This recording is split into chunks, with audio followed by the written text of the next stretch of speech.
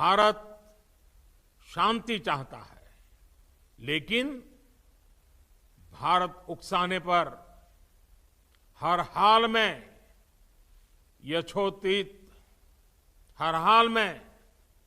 यथोचित जवाब देने में सक्षम है। और हमारे दिवंगत शहीद वीर जवानों के विषय में देश को इस बात का गर्व होगा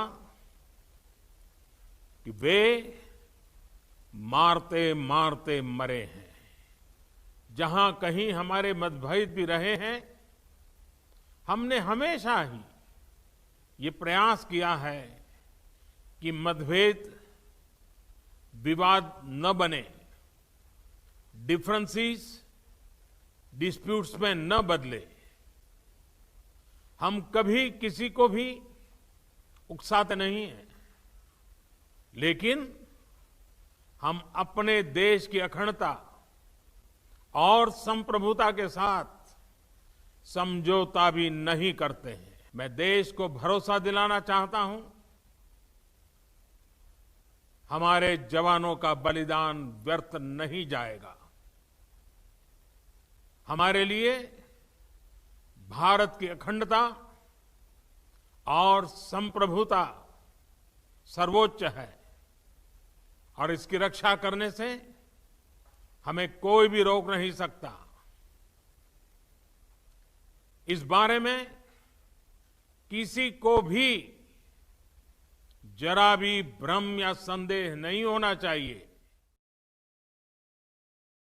आर्मी के बीच जारी तनाव को देखते हुए यहाँ पर भारतीय सेना ने भी पूरे लद्दाख के इलाके में अलर्ट जारी कर दिया है। भारतीय सेना की जितनी भी पोजीशंस यहाँ लाइन ऑफ एक्चुअल कंट्रोल पर बनी हुई है, उन्हें सतर्क कर दिया गया है, और साथ ही साथ आईटीबीपी की पोजीशंस को भी यहाँ पर अलर्ट पर रखा गया है। और साथ ही साथ लगातार इस समय भी यहाँ लद्दाख की तरफ भारतीय सैनिकों की जो तादाद है और भेजी जा रही है। जो फोर्सेज है वो लगातार जो है फॉरवर्ड इलाकों की तरफ पहुंच रहे हैं। कोशिश यही है कि लद्दाख में जितने भी फॉरवर्ड इलाके चीन से सटे इस लाइन ऑफ एक्चुअल कंट्रोल पर लगते हैं, उन्हें ज्यादा से ज्यादा मजबूत किया जाए, ताकि चीनी सेना की तरफ से अगर यहाँ पर किसी तरह की कोई हरकत और अंजाम दी जाती है तो माकूल जवाब दिया जा सके। सूत्रों की माने तो भारतीय सेना को जो है आदेश दे दिए गए हैं कि ग्राउंड पर वो जो है जो मुनासिब कार्रवाई समझते हैं उसे यहाँ पर चीनी सैनिकों को अगर वो किसी तरह की कोई हरकत करते हैं तो उन्हें माकूल जवाब दिया जाए। और इस बीच लद्दाख के गलवान इलाके में फिलहाल कम्युनिकेशन भी रोक दिया गया है। कॉन्वॉयज जो भारतीय सेना की है वो लगातार इन इलाकों की तरफ जाती हुई नजर आ रही है। और गलवान वैली इलाके में यहाँ जो है अचानक से जो चीनी सेना की तरफ से अप्रैल के आखिरी सप्ताह में हजारों की तादाद में आकर यहाँ पर घुसपैठ की गई थी। उसके बाद पहले 5 और 6 मई को यहाँ पर चीनी सेना और भारतीय सेना के बीच टकराव हुआ था, और उसके बाद मंगलवार रात के दौरान एक बड़ी घटना यहाँ पर हुई, जब करीब 500 चीनी सैनिकों ने एक यहाँ पर भारतीय पेट्रोलिंग टीम को निशाना बनाया। हालांकि जवाबी कार्रवाई भी यहाँ से की गई, लेकिन फिलहाल लगातार लाइन ऑफ एक्चुअल कंट्रोल पर भारत और चीनी सेना के बीच तनाव बना हुआ है। कैमरामैन के साथ आसिफ साहब, Sonbhadra, news 24।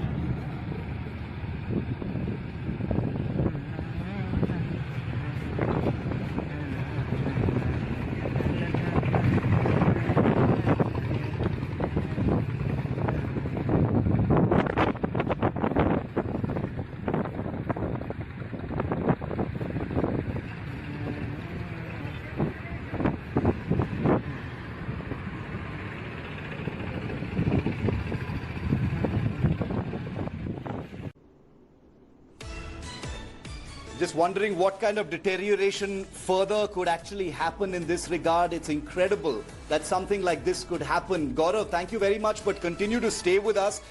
Is there a more detailed statement that we're expecting from the Indian Army, Gaurav?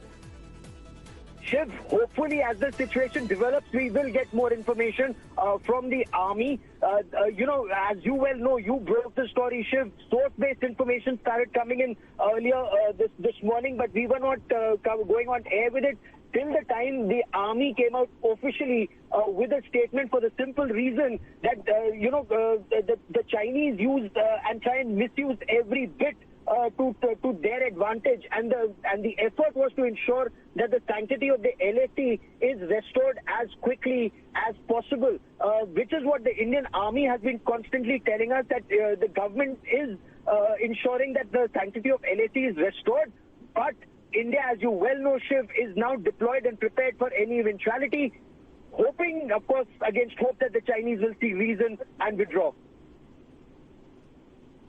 Okay, we're just getting to know from the army that there will be no press briefing.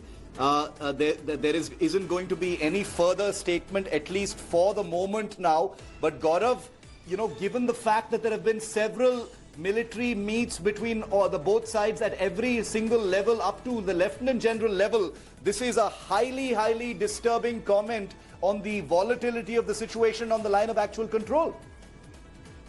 It is, Shiv. It indeed is. In fact, this is something that is always feared. You know, at the LOC, there is shooting war that often happens. But at the LAC, since the 1970s, 1967 Nathula, and then one incident, in the 1970s. After that, no bullet has been fired. But at no time has the situation come to such a pass that lives have been lost. There have been violent crashes in the past. Yes. There has been stone pelting in the past. 2017, near Finger 7 at Pengongso, there was a similar incident, but not this violent like the one last night, in which there have been 3 fatalities, Shiv. 3 fatalities, an incredible